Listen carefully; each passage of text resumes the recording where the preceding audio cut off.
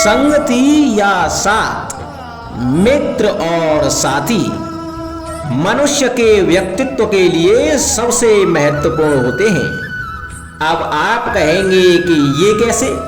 मनुष्य अवश्य अपने व्यक्तित्व के लिए उत्तरदायी होता है, परंतु मनुष्य संगति में ना चाहते हुए भी उसका व्यक्तित्व संगत की भांति हो जाता है। इन पात्रों को देख रहे हैं आप? मध्य में जल रखा है, इसमें दूध और इसमें मलिन कीचड़ रखा है। यदि मैं इस जल को दूध में मिलाता हूं तो यह जल दूध बन जाता है, और यदि इसी जल को इस मलिन कीचड़ में मिलाता हूं तो यह जल या मलिन कीचड़ में परिवर्तित हो जाता है।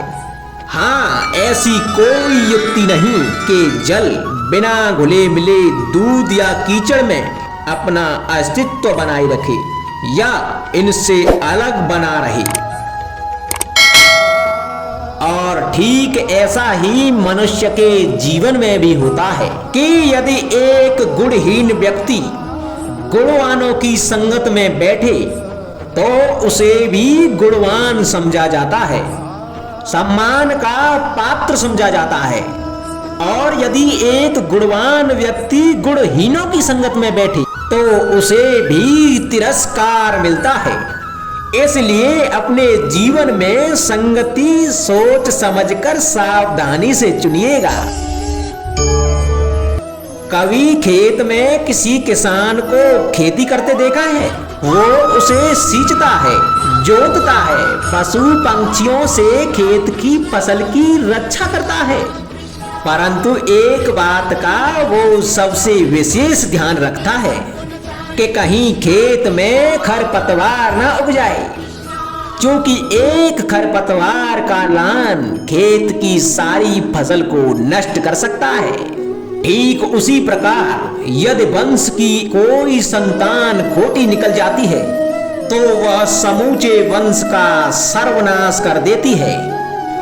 इसीलिए संतान के लालन पालन में ध्यान देना आवश्यक होता है, क्योंकि संतान वो फसल होती है जो वंश की आने वाली पीढ़ी को महान बना सकती है या फिर वंश का पतन भी कर सकती है। मनुष्य के जीवन में संतान का बहुत महत्व है। उस संतान के लिए वो कितने कष्ट सहता है, उसे पालता है, पोसता है, और यदि यही संतान उसके संताप का कारण बन जाए तो क्या ये उसका दोष है? अधिकतर ये दोष हमारे लालन पालन का होता है। बचपन में बालक के हट को मानकर हमें आनंद की अनुभूति अवश्य होती है, परंतु धीरे धीरे अपने बालक के हट को मानकर उसके हट के दास हो जाते हैं। एक हड्डी उद्दंड और असंस्कारी संतान उस सूखे वृक्ष के समान होती है कि यदि उसमें आग लग जाए तो वो सारे वन को भस्म कर डालती है।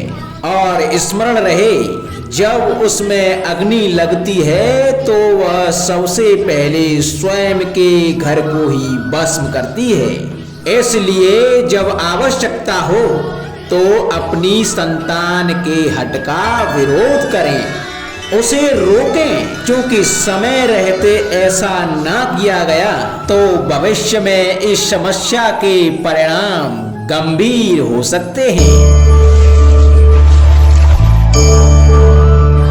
प्रतिज्ञा, वचन, ये सब मनुष्य ने समाज को सही दिशा में रखने के लिए बनाए हैं।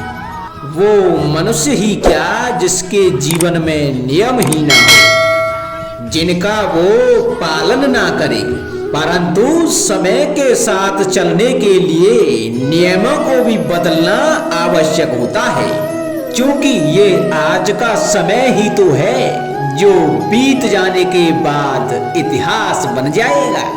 यदि आवश्यकता पड़ने पर नियम और प्रतिज्ञा भंग न की जाए समय की मांग के प्रतिरूप अपनी प्रतिक्रिया ना बदली जाए तो इतिहास हमें कभी क्षमा नहीं करेगा। आवश्यकता पड़ने पर आपकी तोड़ी हुई एक प्रतिज्ञा, एक बंधन कभी कभी पूरे मानव इतिहास को बड़े विनाश से बचा सकता है।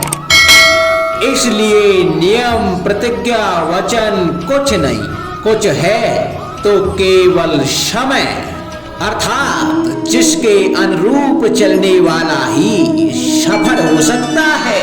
कभी किसी पंछी को घोंसले की नींव बनाते देखा है? अथक परिश्रम करके तिनका तिनका बिटोर के वो पंछी अपना घर बनाता है, अपनी संतान के लिए एक सुरक्षित घर बनाता है। और कहीं से तीव्र आंधी आती है, बारिश आती है और उसका घर तिनका तिनका करके बिखर जाता है। फिर वो पंछी रोता नहीं, ना ही विलाप करता है, वो बिना विलंब करे फिर से अपना घोंसला बनाना प्रारंभ कर देता है और सफलता पाता है। फिर हम क्यों छोटी छोटी असफलता से भयभीत होकर परिश्रम करना छोड़ देते हैं? एक बात सदा स्मरण रखना, हर वृक्ष कुल्हाड़ी की एक मार से नीचे नहीं गिरता, हर चट्टान घन के एक प्रहार से नहीं टूटती। सफलता पाने के लिए अनावृत परिश्रम करना मात्र एक मार्ग है। स्वीकरण, सत्य का स्वीकरण मनुष्य के लिए बहुत ही महत्वपूर्ण है। जब तक मनुष्य सत्य को स्वीकार नहीं करता तब तक उसे असत्य से लड़ने की शक्ति प्राप्त नहीं होती। जब आप भोजन करते हैं तो क्या होता है? आपका पेट स्वीकारता है कि वो भर चुका है और आप भोजन करना बंद कर देते हैं। जब आपको निद्रा आती है तो क्या होता है? आपका मन स्वीकारता है कि आपका शरीर थक चुका है और उसे विश्राम की आवश्यकता है। उसी प्रकार जब आपको किसी व्यसंग को रोकना हो तो आपको स्वीकारना होता है कि बहुत हो चुका। चाहे वो लालच हो या मदिरा पान, उस व्यसंग का त्यागना तभी प्रारंभ होता है जब आप यह स्वीकार कर लेते हैं कि आप उस व्यसंग के बंधन हैं।